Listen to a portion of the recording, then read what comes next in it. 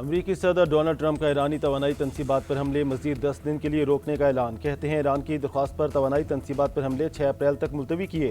Iran के साथ मुज़ाकरात मुस्बत अंदाज में जारी हैं।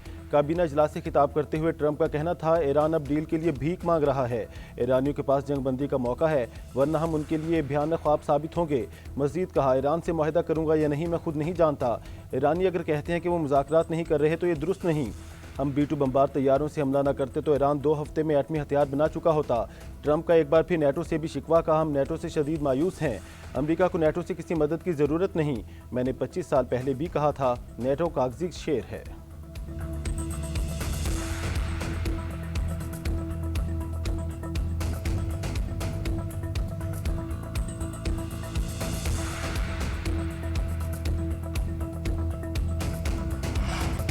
ईरान ने ट्रंप को क्या तोहफा भिजवाया? अमरीकी सदर ने इजलास के शुरका को बता दिया।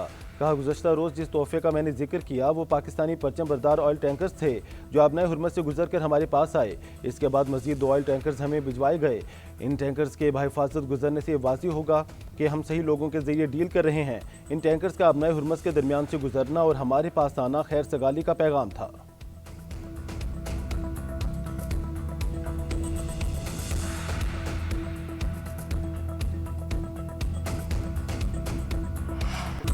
अमरीकी सदर के नुमाइंदा खसूसी स्टीव विटकॉफ की जानिब से पाकिस्तान की सालिसी की तस्दीक।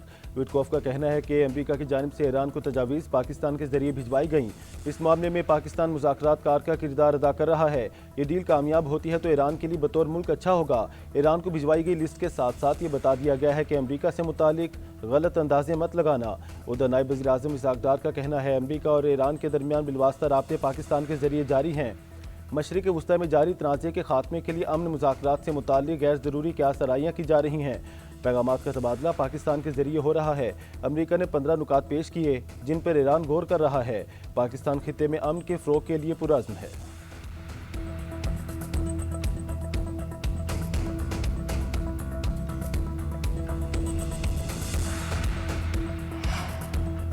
सफारतकारी का दरवाज़ा बंद नहीं किया, अभी भी खुला है।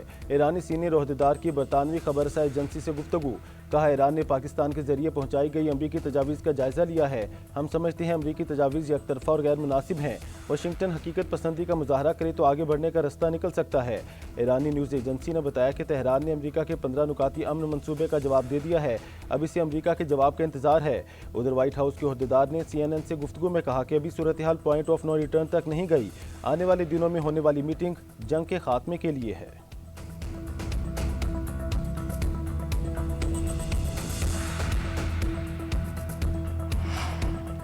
अमरीका और इसराइल ने 2 ईरानी रहनुमाओं को आर्जी तौर पर टारगेट लिस्ट से हटा दिया।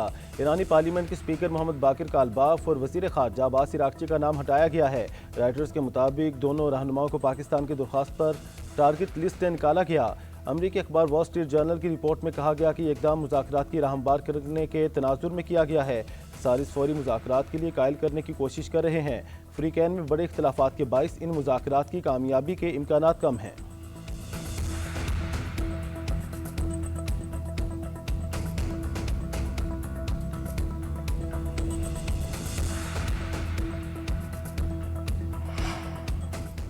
एक तरफ मुज़ाकरात के दावे, दूसरी तरफ बर्बरियत की इंतहा। अमरीका इसराइल हमलों से बाज ना आए।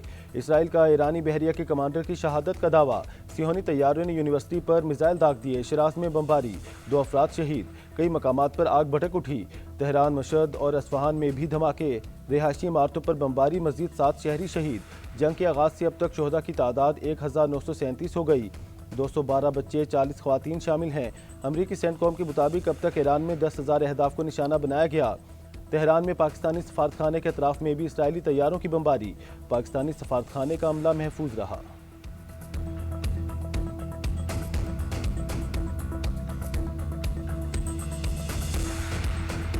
ईरान का भरपूर जवाबी वार, इसराइल पर मिसाइलों की बौछार कर दी। सैटेलाइट स्टेशन समेत 70 मकामात पर हमले, घरों और गाड़ियों को नुकसान। दर्जनों सियोनी शहरी जख्मी, खित्ते के ममालिक भी निशाना। अमराती वजारती दिफा का मुतादिद मिसाइल और ड्रोन हमले नाकाम बनाने का दावा। अबूधाबी में मिसाइल का मलबा गिरने से 2 अफराद जाँ बहक। हिजबुल्लाह ने भी क्लस्टर बम दाग दिए। जनूबी लिबनान में इसराइली टैंक तबाह। अमरीका की अपने शहरियों को इराक छोड़ने की हिदायत।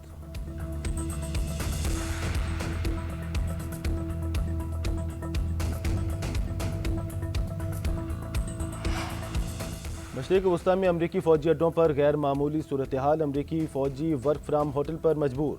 अमरीकी अखबार न्यूयॉर्क टाइम्स के मुताबिक ईरानी हमलों के बाद 13 अमरीकी फ़ौजी अड्डों पर बड़े पैमाने पर तबाही हुई। ईरानी हमलों का निशाना बनने वाले फ़ौजी अड्डे रिहाइश के काबिल नहीं रहे। कुवैत में कायम अमरीकी बेस सबसे ज़्यादा मुतासिर हुई। रिपोर्ट के मुताबिक अमरीकी अड्डों पर इस वक्त सिर्फ पायलट्स और टेक्नीशियन ही मौजूद हैं। दीगर अमला और फ़ौजी एहलकार मुतबादिल मकामात या होटल से काम करने पर मजबूर हैं।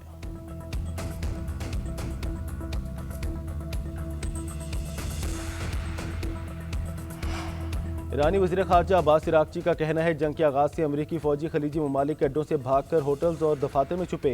अमरीकी फ़ौजी खलीजी ममालिक के शहरियों को इंसानी ढाल के तौर पर इस्तेमाल करते हैं। अमरीका में होटल ऐसे अफसरान की बुकिंग नहीं करते जो शहरियों को खतरे में डाल सकते हैं। खलीजी ममालिक के होटल भी ऐसा ही करें और अमरीकी फ़ौजियों को रहने ना दें। ईरान के खिलाफ अमरीकी और सियोनी जारियत की मजम्मत पर इराक़ के मशकूर हैं। इराक़ के लोग जंग में ईरानी हुकूमत और अवाम के साथ खड़े हुए।